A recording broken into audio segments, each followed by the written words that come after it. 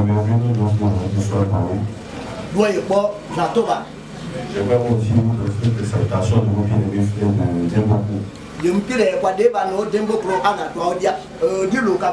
Et avant que nous de culture Abidjan, le frère David, le frère Guillaume Bongo, et moi, Abidjan, le frère Jacques Crépois, nous a chargé de saluer les saints dans le nom de notre Seigneur Jésus-Christ.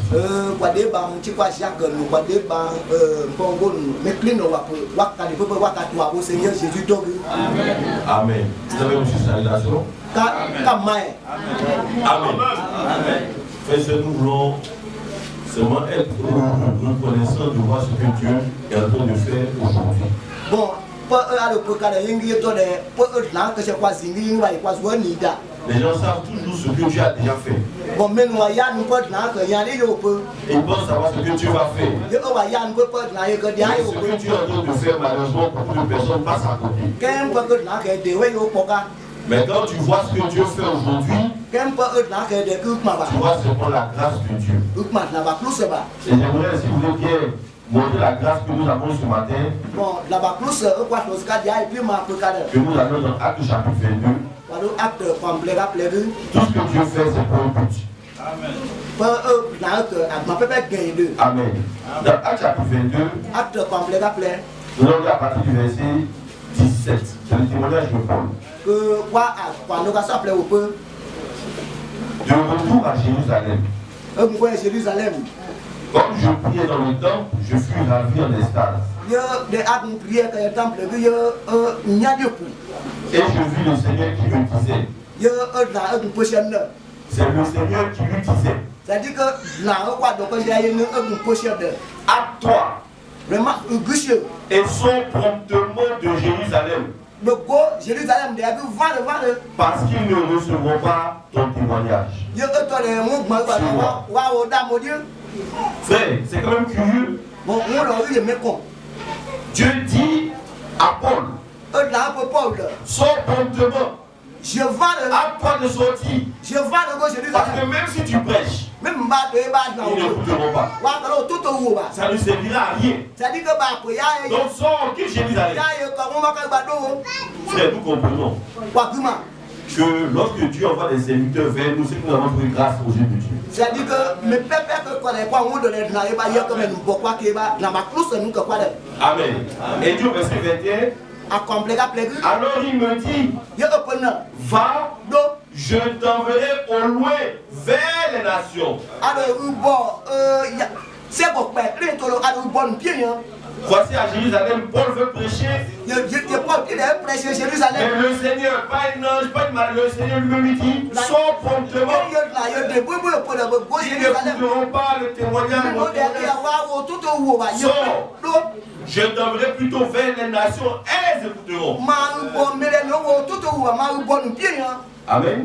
On voit le même exemple également dans Actes des Apôtres. Au chapitre 16.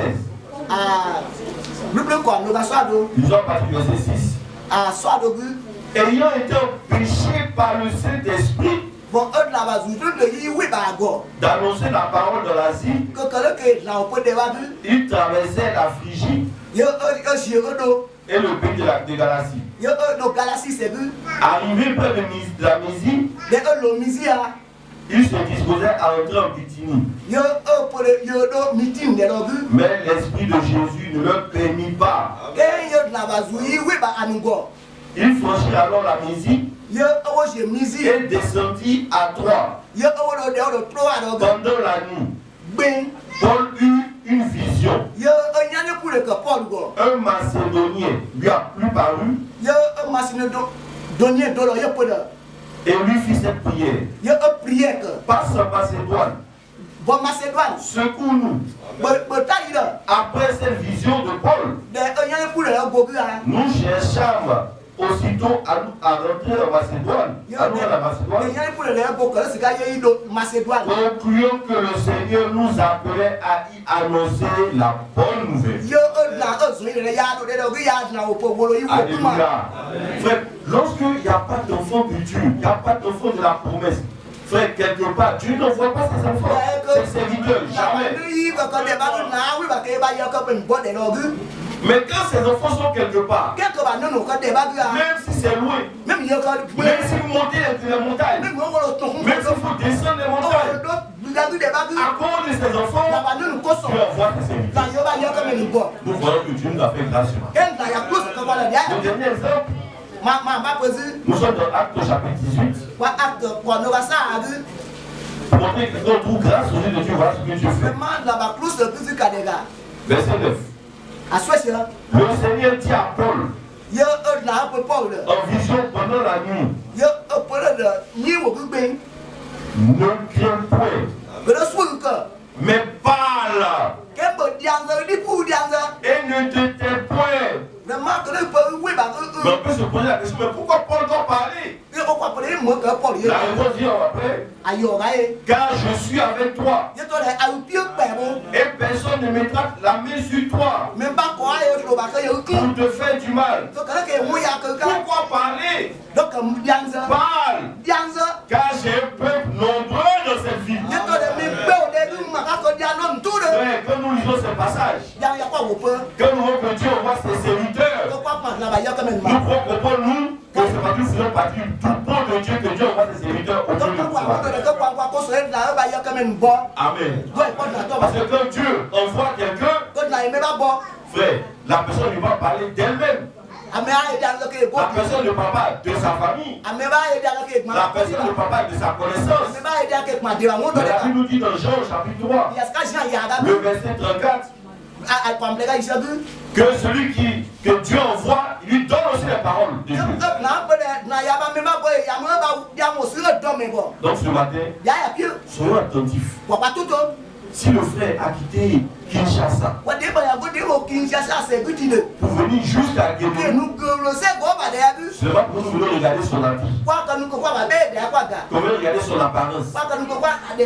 Mais c'est parce que Dieu lui a ordonné de nous dire des choses. Que nous ne prenons pas sa parole comme la parole de l'homme. Non, mais que nous prenons la parole comme étant la parole de Dieu. Et les derniers passages, c'est ce que Paul nous dit dans 2 Thessaloniciens chapitre 2. Paul a dit cela, 1 Thessaloniciens chapitre 2, 1 Thessaloniciens chapitre 2. Au verset 13. C'est pourquoi nous rendons continuellement grâce à Dieu. Je vous en prie, écoutez bien. Quand recevons la parole de Dieu, que nous vous avons fait connaître. Ici c'est Paul qui parle. Mais Paul n'était pas seul. C'est pas Paul seulement qui annonçait la parole. Il y avait Timothée, il y avait Sylvain, il y avait Tite. La parole que nous vous avons fait connaître, que nous vous avons fait entendre, vous l'avez reçu. Non comme la parole des hommes, mais ainsi qu'elle est véritablement. Comme la parole de Dieu qui agit en vous qui croyez. Amen.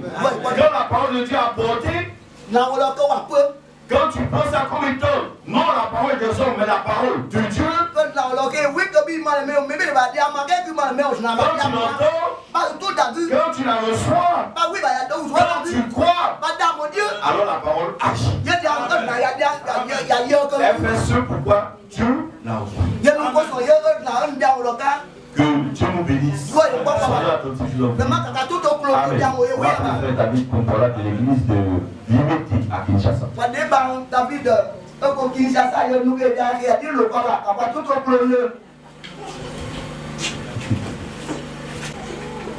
Je vous salue tous dans le nom du Seigneur Jésus. Je vous transmets aussi les salutations des frères de Kinshasa.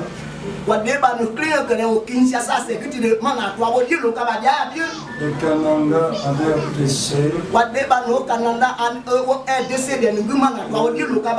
Goma aussi. Goma de but pas vraiment la toi du lokaba. Toujours RDC.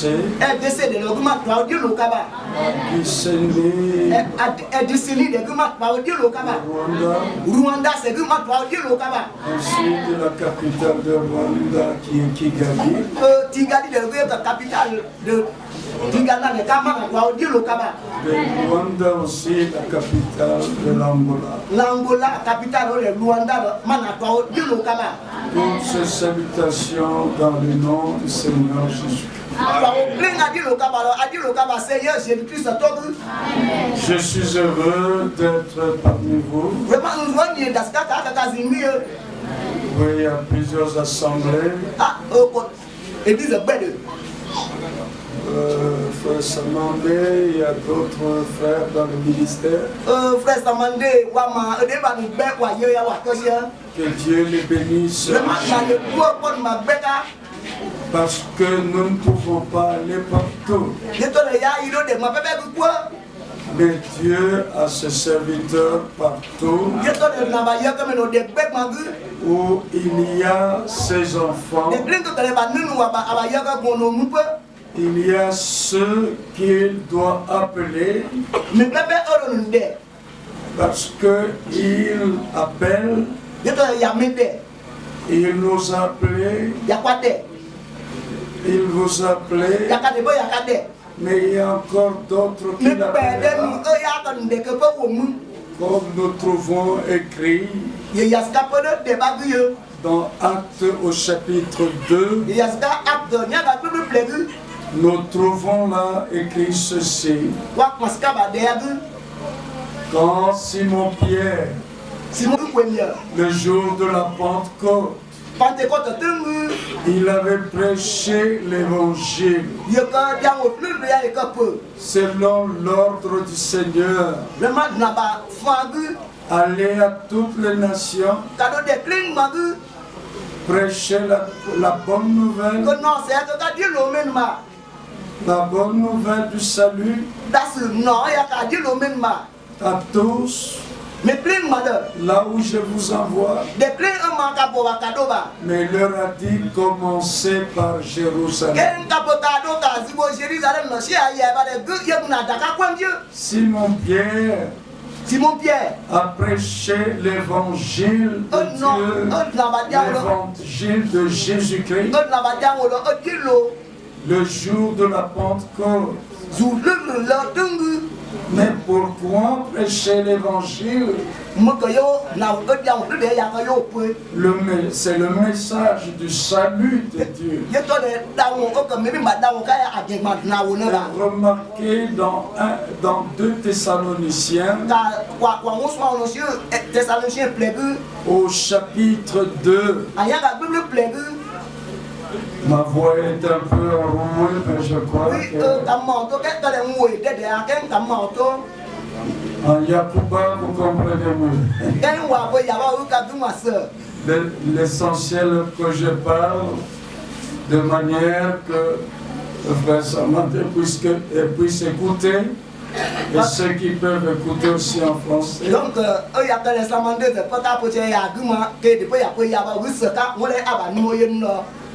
ne vous posez pas de questions sur la voix. Mais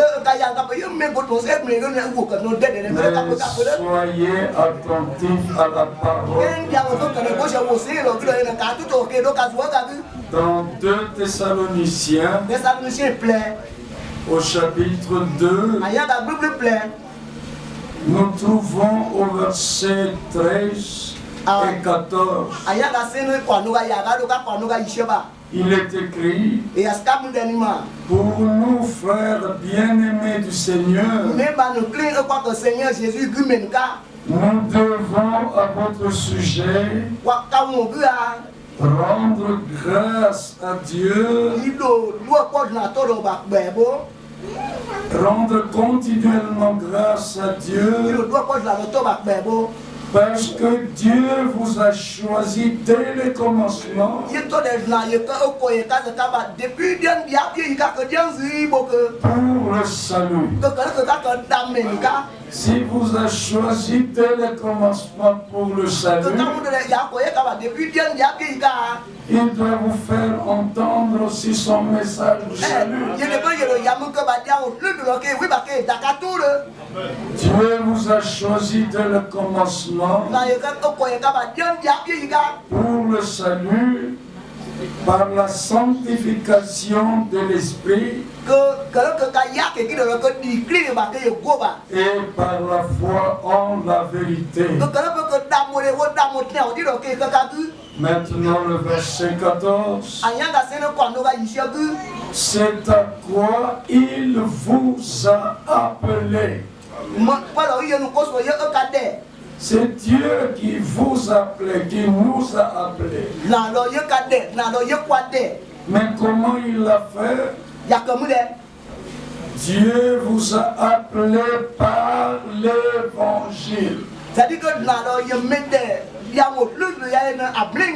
Personne n'a jamais vu Dieu.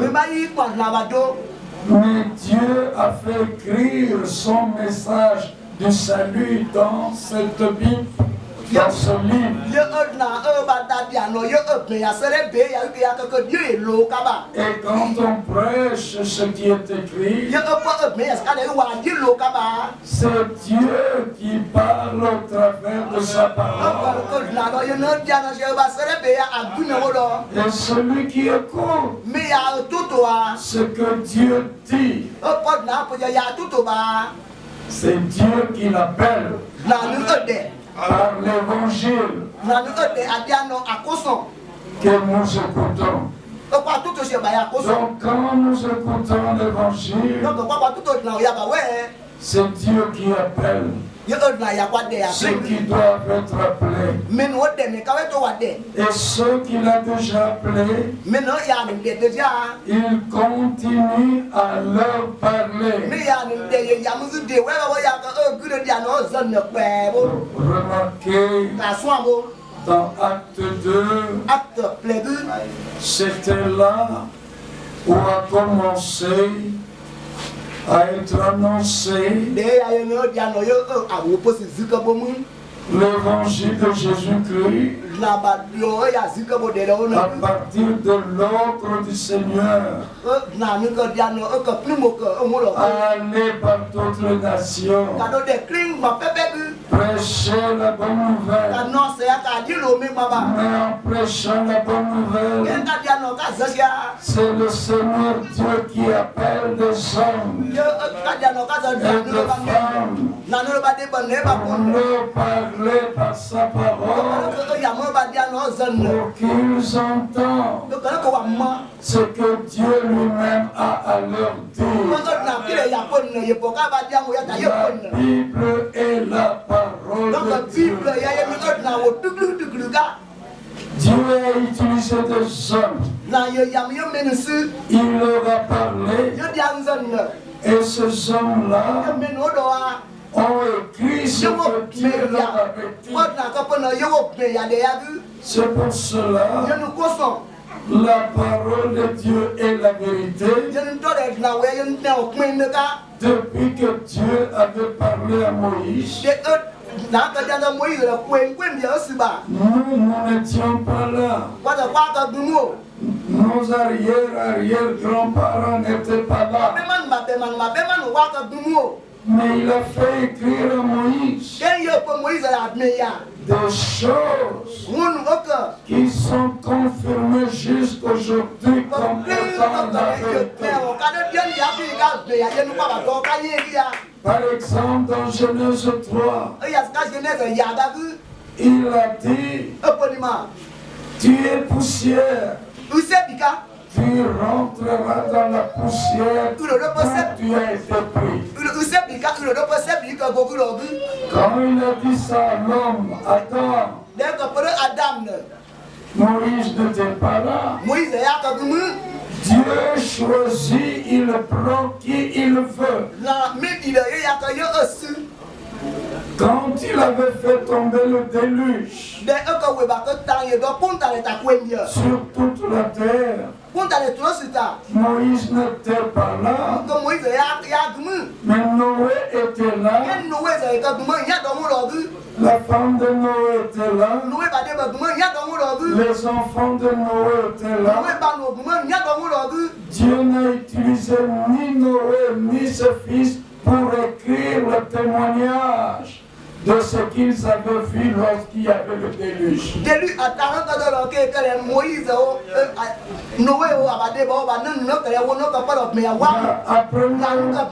Après Noé, il y a Abraham. Après Abraham, il y a Isaac, Jacob et les 12 patriarches formant les 12 tribus d'Israël. Il n'a utilisé aucun jusque-là. Mais dans les 12 tribus d'Israël, il y avait un homme de la tribu de Lévi, de l'Anaki Moïse. Dieu a laissé tous les hommes avant qui avaient vu le déluge. Et ceux qui n'avaient pas vu, il n'a utilisé personne. Mais longtemps, il a pris Moïse. Il lui a révélé ce qui s'était passé quand il n'était pas né. Ses arrière-grands-parents n'étaient pas nés. Pour parler, témoigner de ce qu'il y avait lors du déluge. Il était prophète. Et il est écrit dans 1 Samuel 9, verset 9, autrefois en Israël, celui qu'on appelle le prophète était appelé le voyant.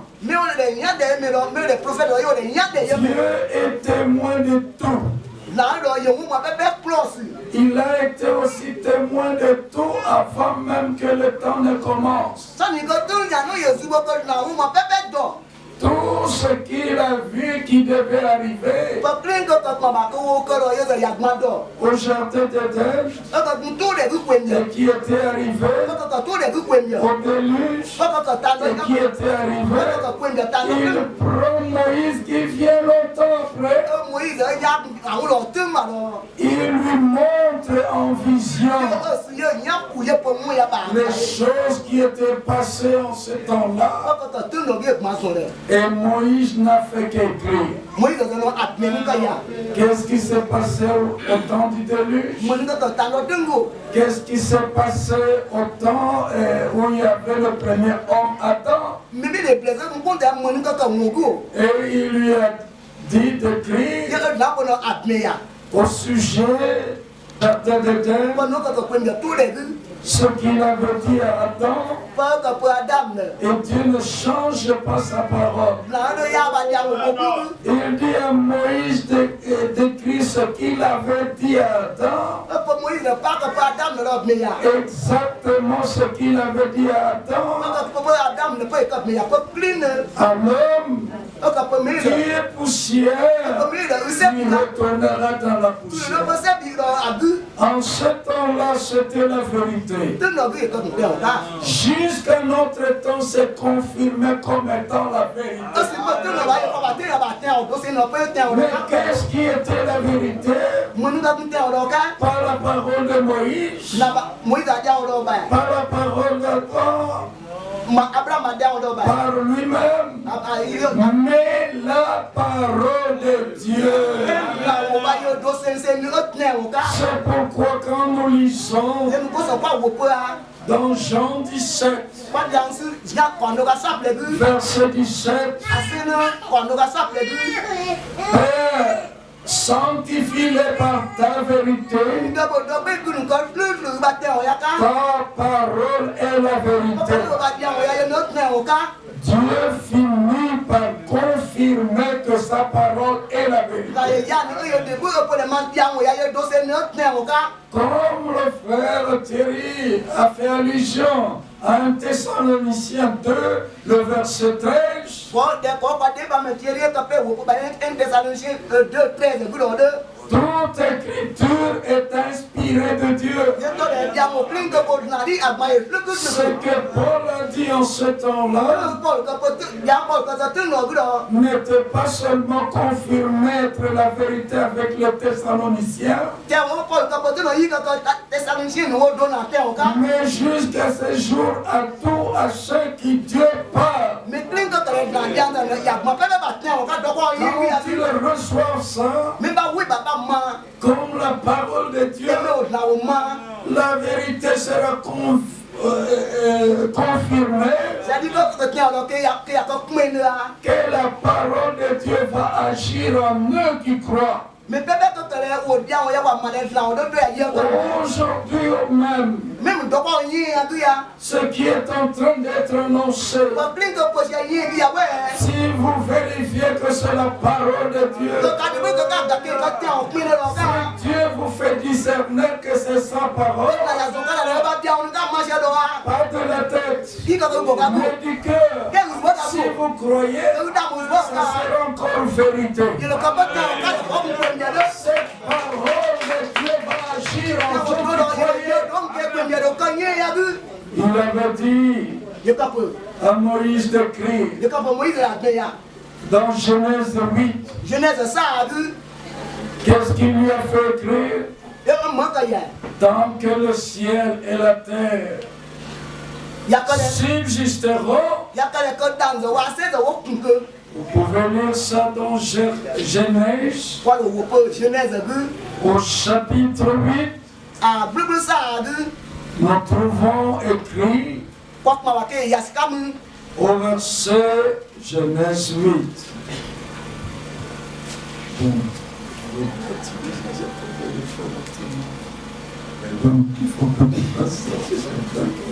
Genèse 8. Si nous prenons cela, au dernier verset 22, Moïse n'a fait qu'écrire ce qui lui était inspiré par Dieu. C'est poussé par le Saint-Esprit que des hommes ont parlé de la part de Dieu. Comme il est écrit dans 2 Pierre 1, le verset 20, sachant tout d'abord vous-même qu'aucune prophétie de l'Écriture ne peut être un objet d'interprétation particulière.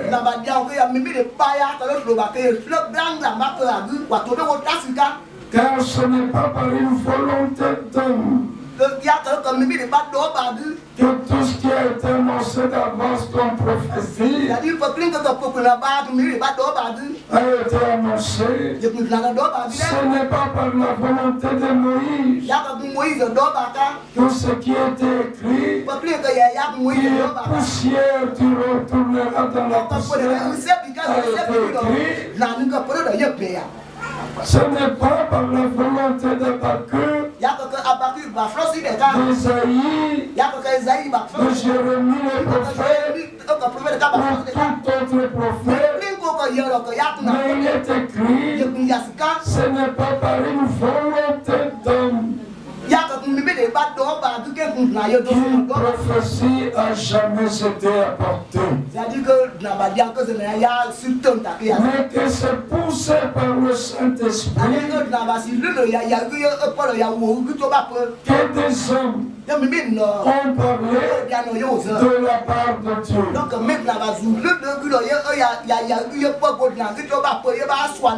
Ce n'est pas par la volonté de Moïse que Genèse 8, au verset 22, qui est prophétique, Parole annoncée d'avance que cela a pu être écrit. Genèse 8, 22. C'est poussé par le Saint-Esprit. Tant que la terre subsistera, les semailles et la moisson, le froid et la chaleur, l'été et l'hiver, le jour et la nuit ne cesseront point. Amen. C'est en rapport avec le futur. Et Dieu veille sur sa parole. Il garde sa parole. Il ne change pas sa parole pour qu'elle demeure la vérité. Elle doit être laissée comme telle. Est-ce que la terre de Guénébourg subsiste? Toute la terre existe encore? Nous disons oui. Ça subsiste encore. Et comme ça subsiste encore, la parole de Dieu confirmée dans le temps la vérité. Vous allez chaque fois que les mots à Santa et ailleurs, au champ, pour s'aimer, oui ou non.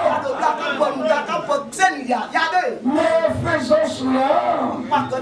Vous confirmez que ce que Dieu a dit est la vérité aujourd'hui. Quand quelqu'un meurt, on va quelque part creuser la terre et mettre le corps mort là-bas. Qu'est-ce qu'on utilise souvent? Genèse 3. Tu es poussière, tu retourneras dans la poussière en faisant entrer le corps mort dans la tombe. Dans cet acte-là, nous confirmons que la parole que tu as dite depuis le jardin d'Éden est encore la vérité.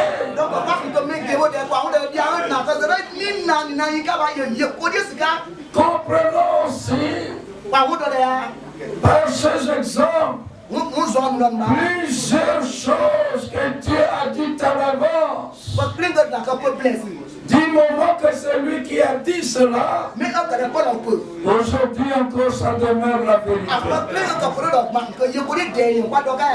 Dieu confirme toujours que sa parole est la vérité.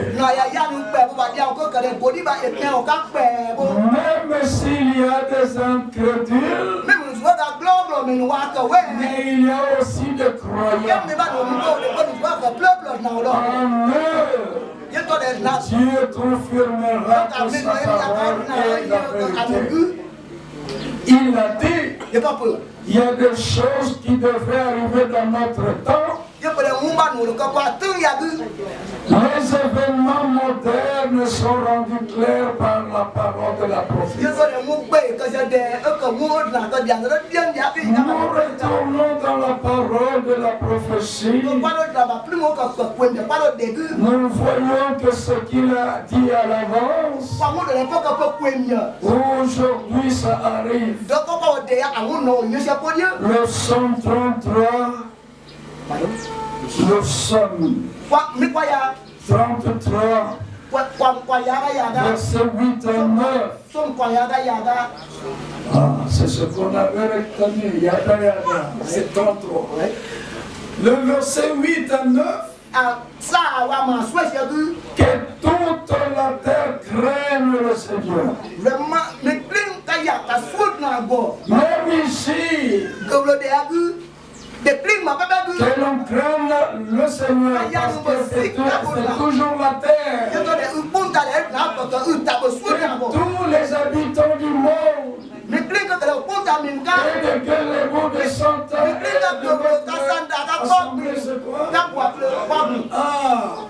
craignent le Seigneur. Pourquoi car il l'était. Et la chose arrive. Il ordonne. Et elle existe. Aujourd'hui encore, c'est la vérité.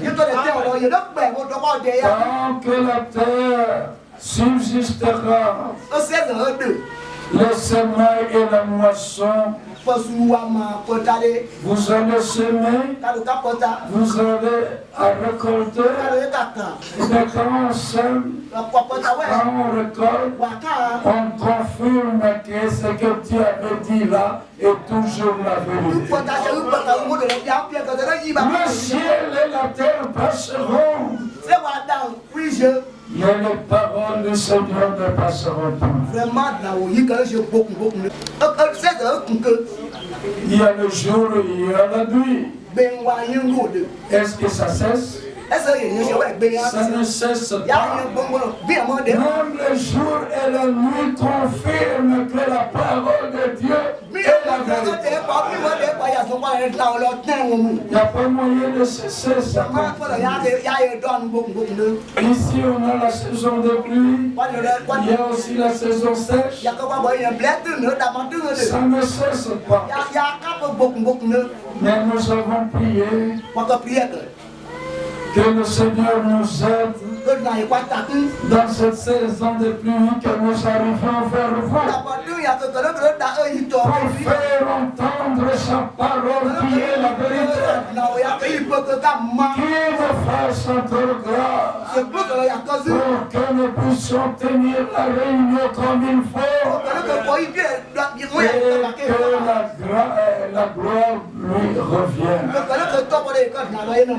Ainsi, ce qui a été dit aussi dans Acte 2, ça ne cesse pas parmi les nations jusqu'à ce que le Seigneur Dieu appellera le dernier.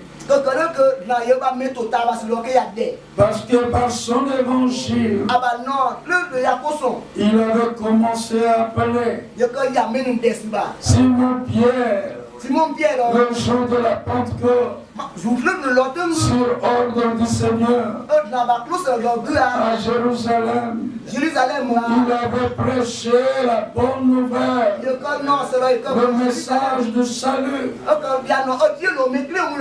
Quiconque avait entendu cela, il avait reçu cela, il devait être baptisé dans le nom du Seigneur Jésus.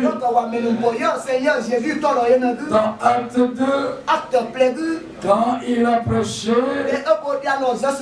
qu'est-ce qui est dit au verset 41? Ceux qui acceptèrent sa parole furent baptisés. Mais la parole que Pierre avait prononcée n'était pas sa parole. C'était la parole de Dieu. C'était l'évangile. Et Pierre dans 1 Pierre 1, il reprend la parole d'Ésaïe 40, verset 23-24 de 1 Pierre 1. Toute chair est comme l'herbe, toute sa gloire comme la fleur de l'herbe. L'herbe sèche, la fleur tombe, mais la parole de Dieu, comme dans Genèse 1:11, la terre devait produire de l'herbe portant de la semence, et chaque semence doit produire selon son espèce toute sa gloire comme la fleur de l'herbe. L'herbe sèche, la fleur tombe, mais il y a une autre semence. La parole de Dieu est la semence de Dieu. La parole de Dieu demeure éternellement. Et été annoncé par l'évangile. Dans le jour de la Pentecôte, Simon Pierre a prêché la parole de Dieu. Comme semence qu'on jette en terre, ceux qui vont au champ, qui font le champ, quand il y a la semence de haricots, la semence d'arachide, qu'ils jettent en terre, ou qu'elle jette en terre, qu'est-ce que ça fait? Ça germe, ça croît, sans qu'on sache comment. La semence de Dieu aussi, qui est la parole de Dieu, qui demeure éternellement, quand elle est semée dans le cœur qui accepte la parole, le cœur vivement touché, la parole qu'on fait entendre, que vous la recevez comme étant véritablement la parole de Dieu, qui est la semence de Dieu, dans le cœur qui croit, ça ne reste pas comme cela, ça agit en ceux qui croient, et Dieu fait croître, et le fruit doit être là. Là aussi, c'est toujours confirmé comme étant la vérité. Prêchez l'évangile. Simon Pierre a prêché l'évangile. Ceux qui acceptèrent sa parole, non pas comme la parole de Simon Pierre, mais comme elle est véritablement la parole de Dieu, la parole du Seigneur, qui a dit, celui qui croira et qui sera baptisé sera sauvé. Celui qui croira, et il a accepté la parole, ça devait agir et les pousser à l'obéissance,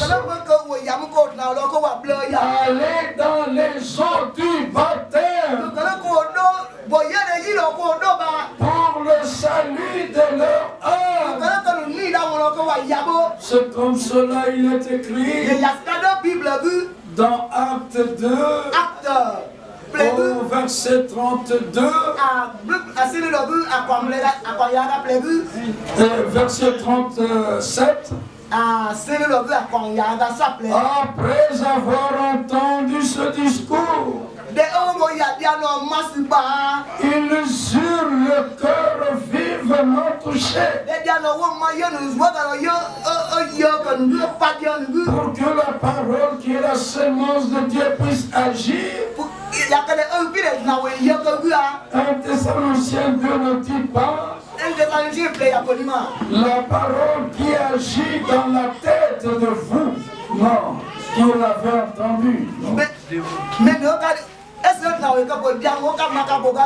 la parole de Dieu qui agit en vous qui croyez, c'est dans le cœur que cela arrive.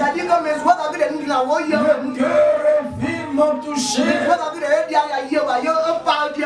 Et Romains 14, verset 10, c'est un croyant du cœur, un croyant de la tête. Si la parole de Dieu reste dans la tête, il y a le raisonnement, ça ne peut pas agir. Ça agit seulement dans le cœur de ceux qui croient. Quelle est véritablement la parole de Dieu? Alors il est écrit, acte 2, après avoir entendu ce discours, ils eurent le cœur vivement touché. Et il dit à Pierre, qui avait prêché, il dit aux autres autres apôtres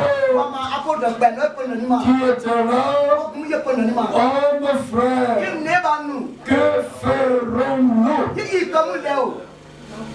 Mais le Seigneur avait dit, celui qui croira, qu'est-ce qu'il doit faire? Il doit aller au sang du baptême. Et Pierre a dit la même chose. Que ferons-nous? Pierre leur dit, repentez-vous. Et que chacun de vous soit baptisé au nom de Jésus-Christ. Lorsqu'on a le cœur vivement touché par la parole, le message de salut, et que dans le cœur on croit, pour montrer qu'on croit, qu'est-ce qu'il faut faire? Il faut obéir. Celui qui croira et qui sera baptisé sera sauvé. C'est pourquoi celui qui entend l'évangile, le message du salut de Dieu, qu'est-ce qu'il arrive? La bonté de Dieu le pousse à se repentir. Et la repentance est un regret sincère d'une vie menée à l'encontre de la volonté de Dieu. Et la volonté de Dieu est exprimée et révélée dans la parole de Dieu. Quiconque n'a pas encore écouté la parole de Dieu et n'a pas cru, ne fait pas la volonté de Dieu. Il faut qu'il commence par écouter et la parole de Dieu dans laquelle est révélée la volonté de Dieu.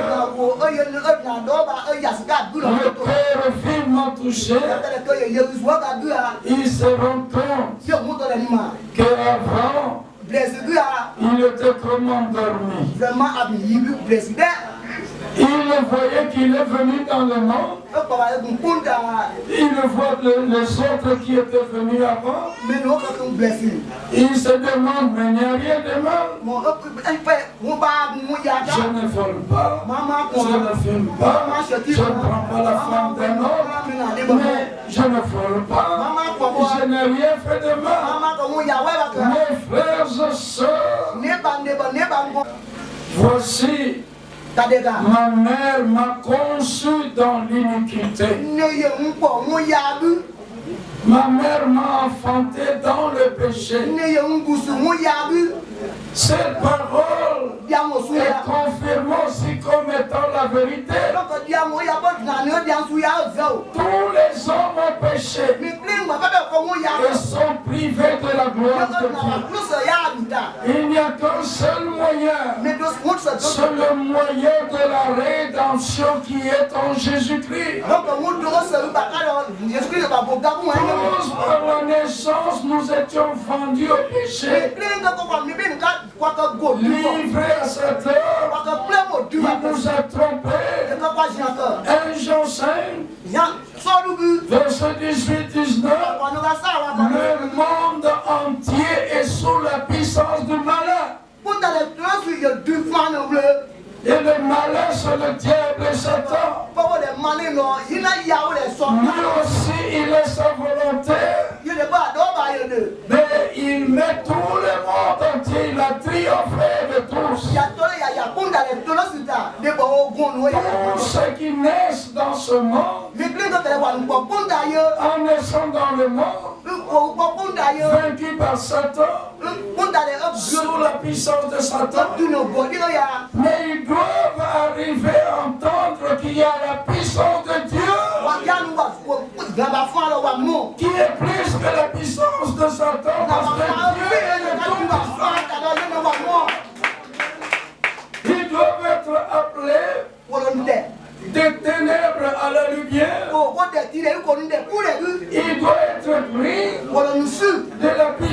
Satan à Dieu,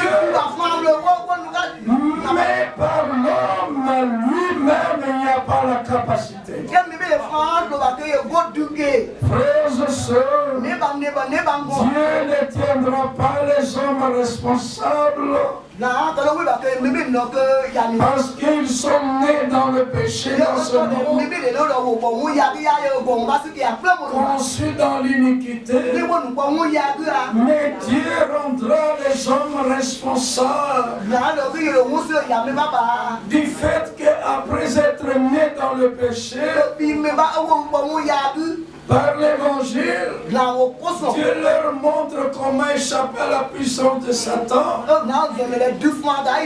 Il a donné le moyen d'échapper à Satan et à sa volonté pour être du côté de Dieu. Il leur montre le moyen. Et si l'homme refuse ce moyen, Dieu rend l'homme responsable. Il est écrit dans 1 Corinthiens 1, les Juifs cherchent des miracles. Les Grecs, la sagesse. Les hommes nés dans ce monde, ils ne cherchent parmi les nations à être sages.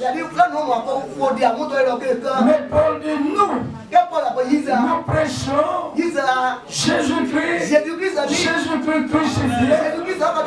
Scandale pour les Juifs qui cherchent des miracles. Folie pour les nations qui cherchent la sagesse. Même si dans notre village, il y a des hommes sages, des femmes sages, c'est toujours la sagesse du monde.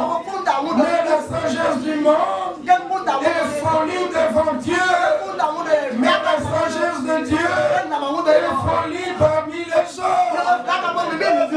Mais lorsque le monde, avec sa sagesse, cherche à croire, ça n'ira pas. Mais il est écrit, il a plu à Dieu de sauver les croyants par la folie de la prédication. Il y a la sagesse humaine. Ça peut nous aider dans les choses du monde, mais pas dans les choses de Dieu. Romains 1, versets 16 à 17. Paul écrit, je n'ai point honte de l'évangile. C'est la puissance de Dieu pour le salut de quiconque croit. L'intelligence humaine, la sagesse du monde, ce n'est pas une puissance pour vaincre Satan. Le monde entier, le monde des sages et des intelligents est vaincu par le malin. Mais comme dans Matthieu 11, 25, dans Luc 10, je te loue au Père du ciel et de la terre de ce que tu as caché ces choses aux sages et aux intelligents, mais de ce que tu les as révélés aux enfants. Il nous a révélé que l'évangile est une puissance de Dieu. Pour quiconque ne peut pas se sauver par lui-même, il y a une puissance du salut. C'est l'évangile, une puissance de Dieu pour le salut de quiconque croit. Croire seulement oui. Dans l'évangile, il nous a révélé celui qui a la puissance de la vie. Satan a la puissance de la mort, mais le Seigneur Jésus a la puissance de la vie.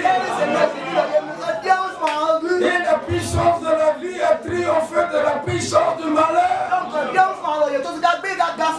Là, la croix de Golgotha. Le Seigneur Jésus a écrasé la tête du serpent ancien. Le serpent ancien, c'est le malheur. C'est le diable, c'est Satan qui a mis tout le monde dans lequel nous sommes nés par la première naissance. Il nous avait mis sous sa puissance.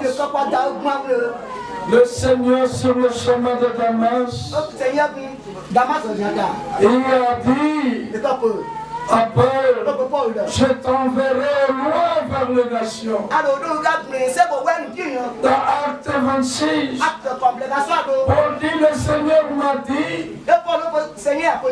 le Seigneur Jésus, il m'a dit, je t'ai pris du milieu des nations vers lesquelles je t'envoie, afin que toi, Paul, tu leur ouvres les yeux.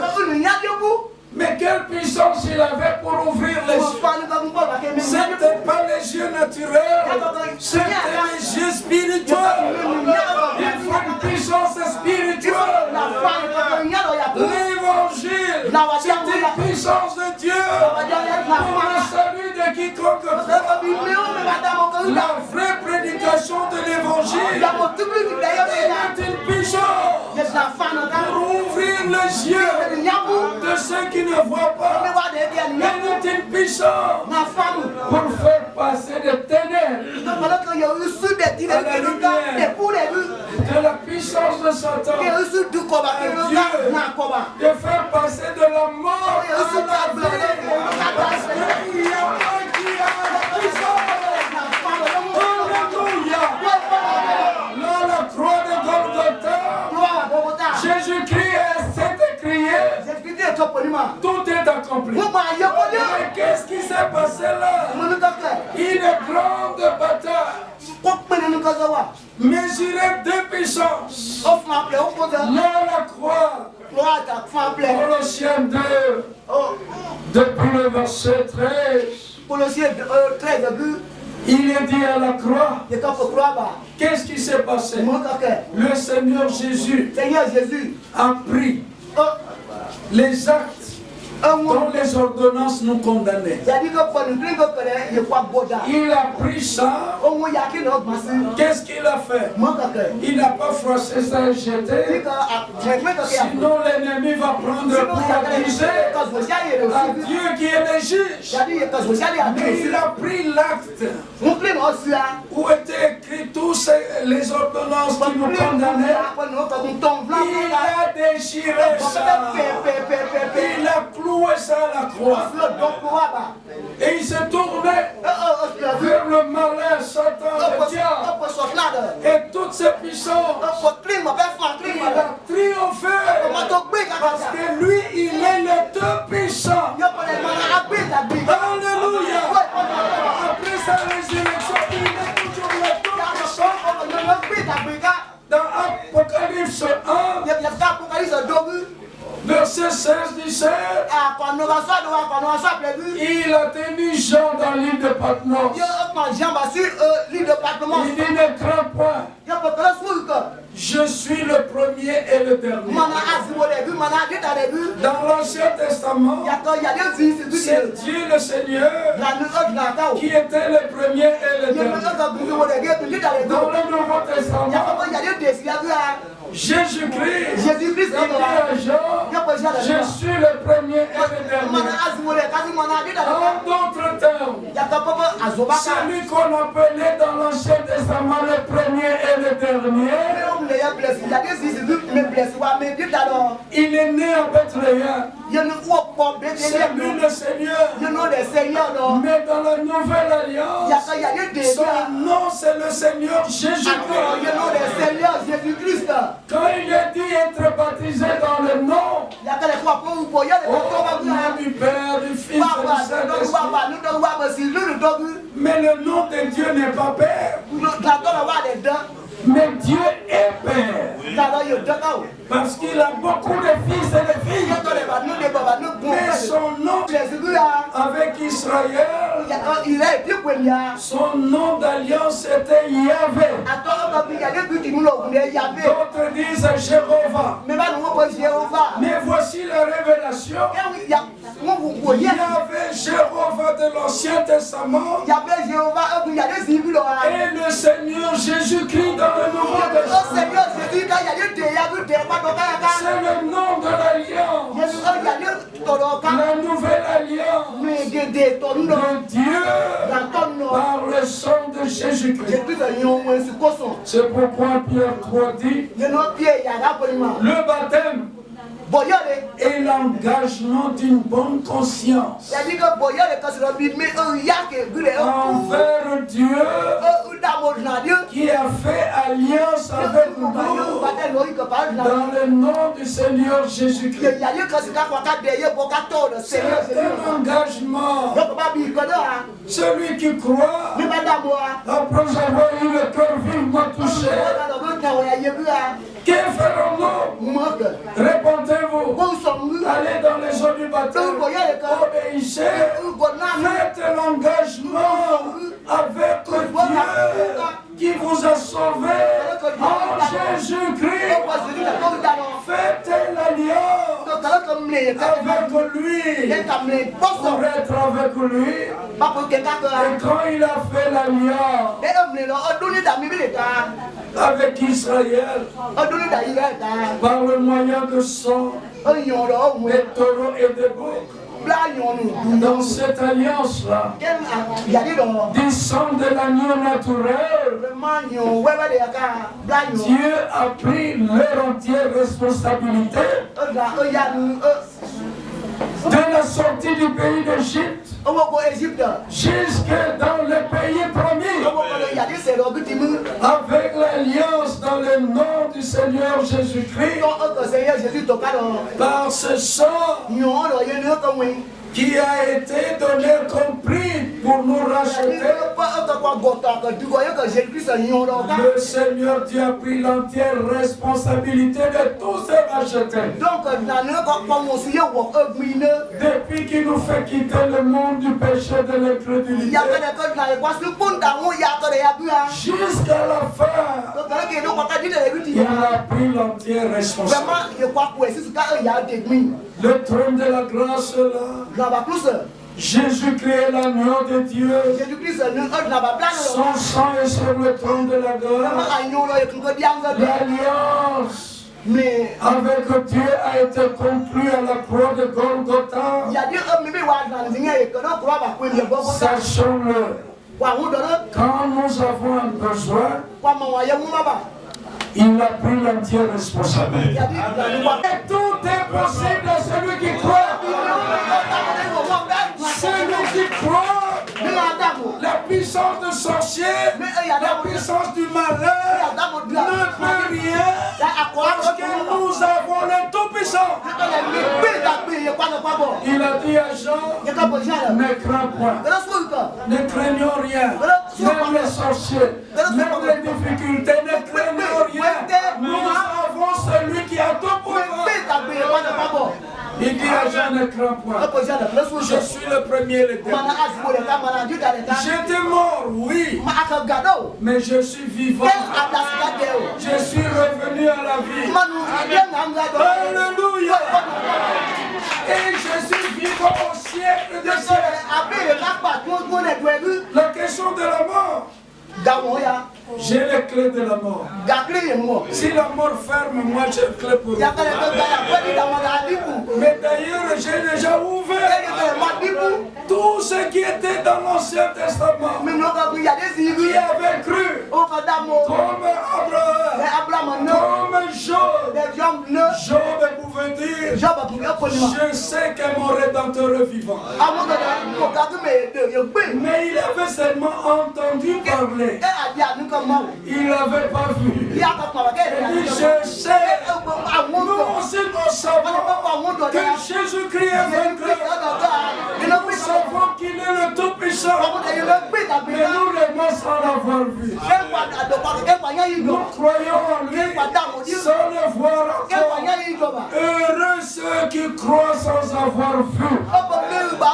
Mais la parole de Dieu qu'ils croient, tôt ou tard, Dieu confirme cela comme étant la vérité.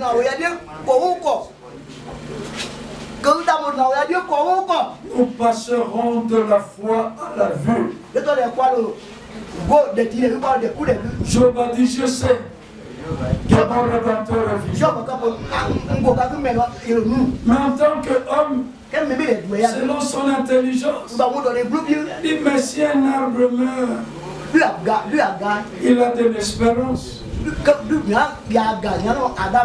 Vous voyez ça, si vous coupez un arbre et vous mettez à l'approche de l'eau, il revient encore, il reverdit.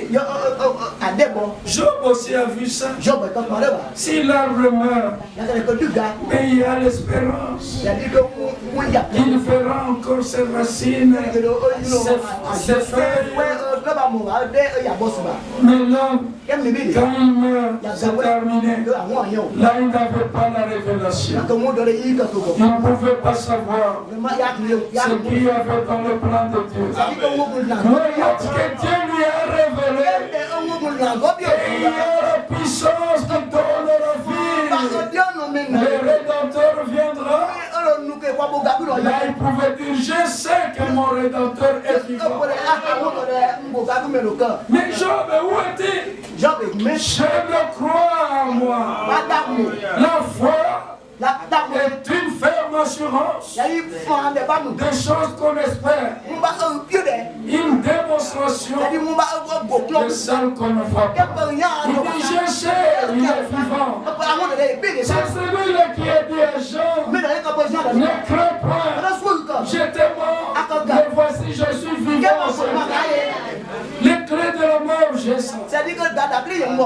Bon, Job était mort. Abraham, Isaac, Jacob et tous. Pour les hommes sur la terre, ils étaient morts. Mais pour Dieu, ils sont tous vivants. Alléluia. Même les morts en Christ, nous sur la terre, ils sont morts.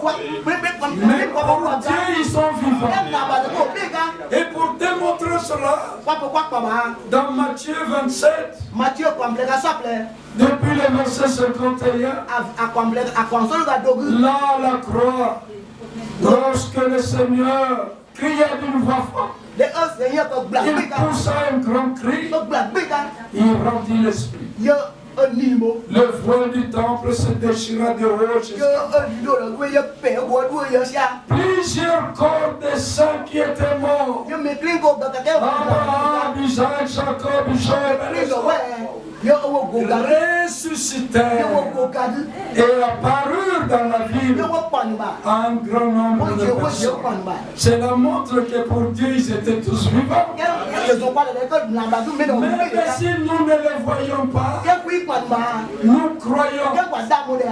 Matthieu 8 et dans Luc, Jésus a dit, plusieurs viendront de l'Orient, de l'Occident, du Nord, du Sud.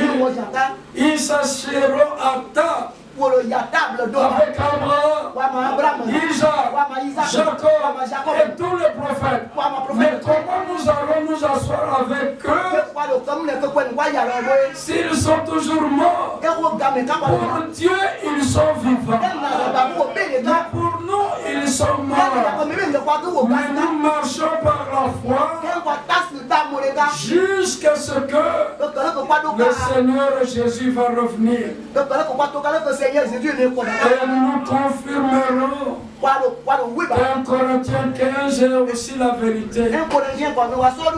Paul a dit, je vous dis un mystère. Nous ne mourrons pas tous. Donc parmi nous, il y en aura qui resteront vivants. Au retour de Christ, les morts ressusciteront incorruptibles. Et nous serons changés. Et tous ensemble, enlevés sur des nuages pour aller à la rencontre du Seigneur dans les airs. Et nous serons toujours avec le Seigneur. Consolons-nous les uns les autres par ce parole. Si tu as mangé, gloire à Dieu. Si tu as mangé, gloire à Dieu. Si tu manques de la nourriture aujourd'hui, dis le psaume 23, dit 23. Le Seigneur est mon berger, je ne manquerai de rien. Mais tu n'as pas mangé. Oui. Mais je crois, je ne manquerai pas à manger. Si ce n'est pas aujourd'hui, c'est demain. Alléluia. Si Dieu le Seigneur veut nous tenir en vie, c'est jusqu'au retour de Jésus-Christ. La guerre ne peut rien. La faim ne peut rien. Les anges ne peuvent rien. La mort ne peut rien. Vous entendrez que l'accident était mortel, mais comment il est vivant? Parce que nous ne mourrons pas tous. Mais qui fait qu'il soit vivant? Après l'accident, il sait comment nous garder, nous protéger. À n'importe quel lieu nous nous.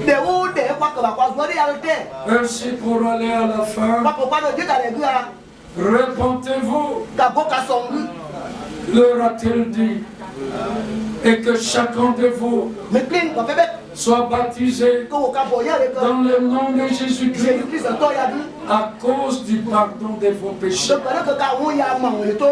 Mais où est-ce que le pardon des péchés a été accompli? Hébreux 9, verset 22 dit, et presque tout, d'après la loi, est purifié avec du sang. Et sans effusion de sang, il n'y a pas de pardon. Quand il mourit à la croix de Golgotha, on le perce sur le côté. L'eau et le sang sortirent avec effusion. C'était le sang de la nouvelle alliance.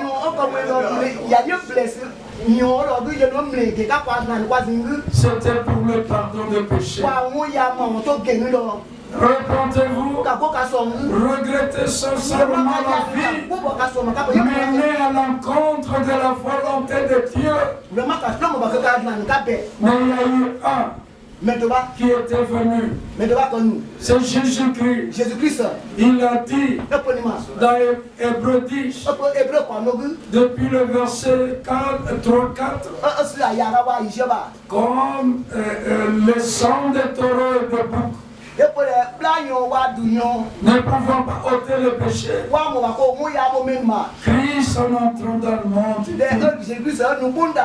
tu n'as voulu du sacrifice, ni offrande, ni holocauste qu'on offre pour le péché. Tu m'as formé un corps. Voici, ô Dieu, je viens pour faire ta volonté. Oh, mais ici le Dieu, mais pourquoi il dit encore ô Dieu? C'est le plan du salut.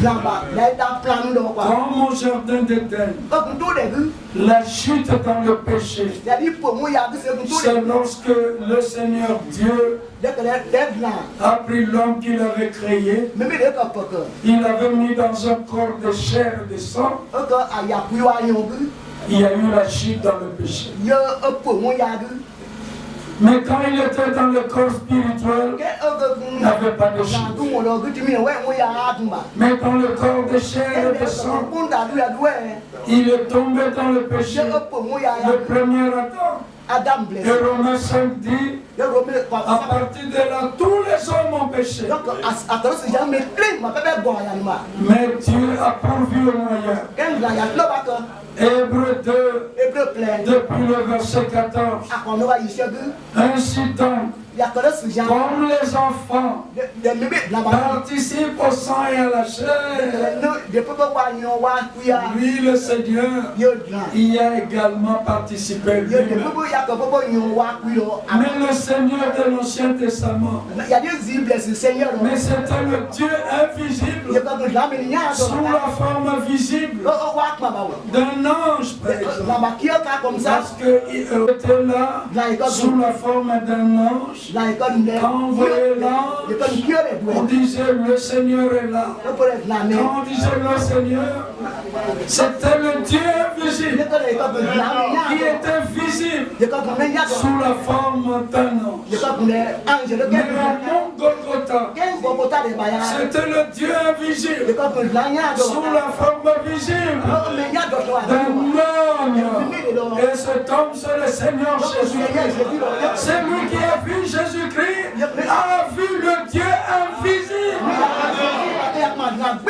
sous forme visible pour notre salut. Mais comme Dieu est infini, il peut venir ici, il peut être là en même temps, il peut être au ciel en même temps.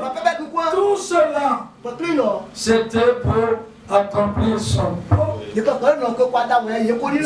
décide de nous.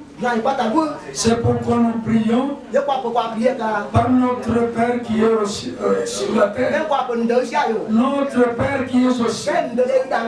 Mais la même personne de Dieu dans le Fils. Un homme sur la terre, on l'a vu avec des yeux, des oreilles, mais toi tu es un homme, tu t'es fait Dieu, mais c'était qui?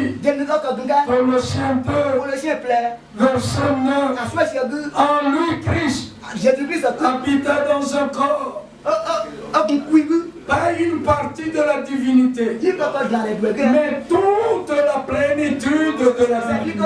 1 Timothée 3, verset 16. Qu'est-ce qui est dit? Le mystère de la piété est grand. Dieu qui est esprit a été manifesté en chair, dans un corps de chair et de sang. Le Seigneur était dans ce corps de chair et de sang. Parce que les enfants participent au sang et à la chair, c'est parce que le premier homme, dans un corps de chair et de sang, il y a eu la chute dans le péché. Mais dans un corps de chair et de sang, le Seigneur nous a rélevés de la chute du péché. L'agneau de Dieu a ôté le péché du monde. Romains 6, 23. Le salaire du péché, c'est la mort. Mais le don gratuit de Dieu, c'est la vie éternelle en Jésus-Christ notre Seigneur. Ainsi donc, Dieu au-dessus de nous, notre Père qui est aux cieux, mais la même personne de Dieu, en Christ, il nous a réconciliés avec nous-mêmes. Mais la même personne de Dieu se révèle sous la forme du Saint-Esprit. Dans tous les corps de rachetés, Christ est en nous, l'espérance de la gloire. C'est la même personne de Dieu. Mais pour poursuivre son plan du salut avec les hommes. Mais quand tout sera terminé, Dieu sera tout en tous. On n'entendra plus parler de Fils de Dieu, puisque dans l'éternité il n'y a pas de pécheur. On n'entendra plus parler du Fils de l'homme, parce qu'il n'y a pas de prophétie à faire là encore dans l'éternité. On n'entendra pas parler du Fils de David, parce qu'en tant que Fils de David, le Seigneur est roi sur toute la terre. Il sera roi sur toute la terre pendant 1000 ans. Mais dans l'éternité, il ne sera plus Fils de l'homme, parce que dans l'éternité, on ne compte pas 10 ans, 20 ans, 1000 ans, non. Nous serons avec Dieu. Dieu est tout en tous. Et ce qui est merveilleux, frères et sœurs, même si tu n'as pas une personne, Jésus est allé te préparer une place. Même si tu n'as pas une grande ville, comme Abidjan, tu n'es pas là. Ce n'est rien. Là où tu te trouves, il est avec toi. Parce qu'il a dit dans Ézéchiel 34, je ferai moi-même la revue de toutes mes brebis.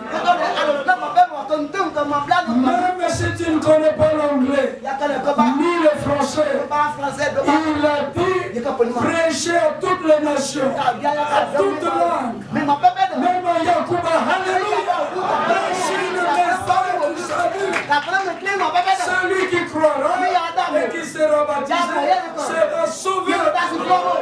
Frères et sœurs, nous attendons le retour de Christ. Il est allé nous préparer une place. Tu as ta place là. Vous voyez, tu as ta place. La place pas pour vivre 100 ans, mais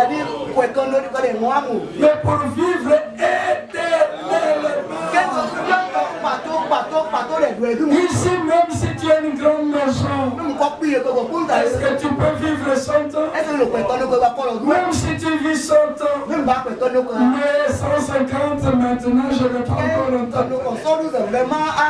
Donc il y aura toujours une fin. Donc, c'est pourquoi il faut la nouvelle naissance pour vivre éternellement. Parfois, j'écris comme ça. Je veux dire, si j'écris un ici, c'est une année. Le bébé qui naît dans le péché, il arrive une année. Je mets 0, ça fait 10 ans. Oh, il a grandi, il a 10 ans. Je mets encore 0, ça devient trop. 100 ans. Pour voir quelqu'un vivre 100 ans, c'est pas facile. Mais avant ta mort, Dieu a donné la solution pour passer de la mort à la vie. Regarde à Golgotha à ce que Christ a fait.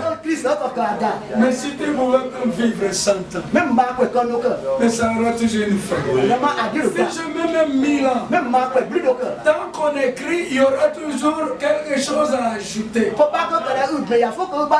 ajoute des zéros, on va jusqu'à non zéro, on va jusqu'à démocrate. Zéro, on va à Abidjan. Mais c'est toujours une fin. On traverse l'océan, on revient encore. Ici, là il y avait on écrit 0 en bas. Mais on se fatiguera. Mais c'est toujours pas la vie éternelle.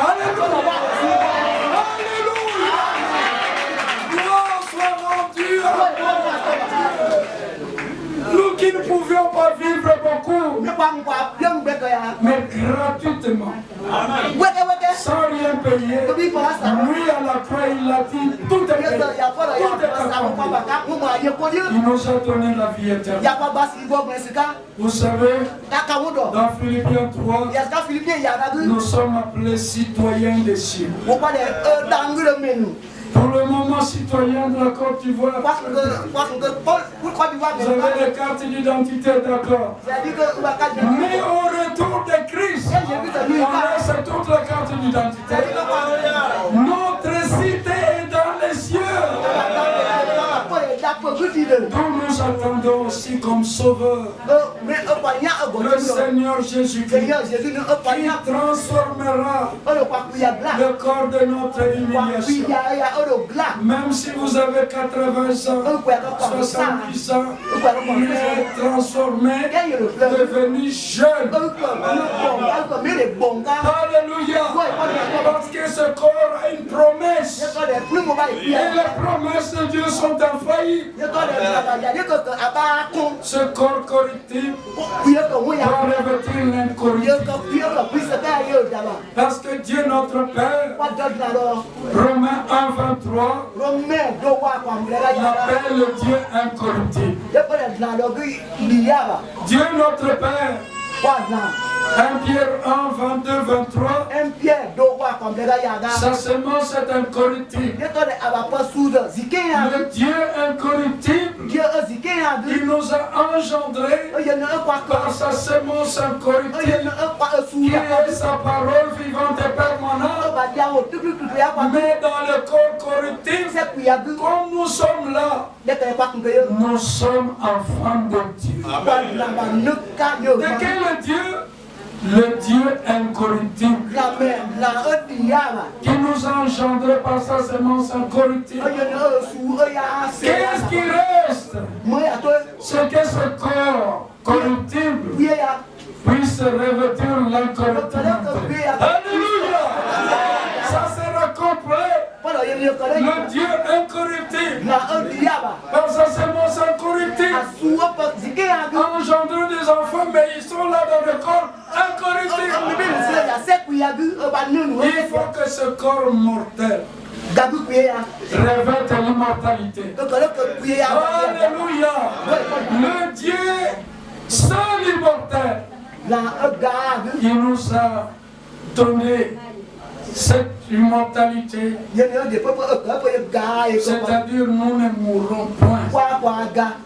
Jésus a souffert dans son âme. Il a fait le travail dans son âme pour que notre âme soit sauvée. Que notre âme puisse avoir la vie éternelle. Il a souffert dans son corps pour que par ses meurtrissures, ceux qui sont malades soient guéris. Ceux qui sont malades, recevez votre guérison dans le nom du Seigneur Jésus. Il a souffert dans son corps pour que par ses meurtrissures nous soyons guéris. Mais il y a la mort, parce qu'il a dit tu es poussière, tu retourneras dans la poussière.